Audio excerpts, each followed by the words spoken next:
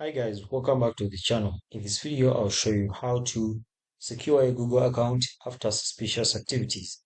Now, the only way to do that is by turning on two-step verification and also deleting some devices which are connected to your Google account that you don't know. Now, quickly just click on search over here for Google Sign In. Run the search. Now click on this first web page. Now, basically, it will bring you to your Google account. Now you can see guys, there are a couple of options you need to do. First of all, you can add a recovery email. So adding a recovery email will help you in that no one can access your account.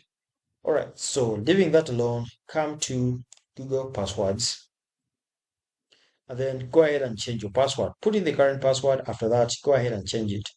Now that's also another way. Then also another thing, go ahead and look at the devices which are connected to your Google account. Now click on devices. Now you can see guys over here, these are the devices connected on my Google account.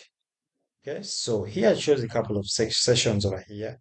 So if you realize that there's a device you're not sure of, okay, there's a device you don't even know of, for example, this one, just click on it and then you go ahead and disable it.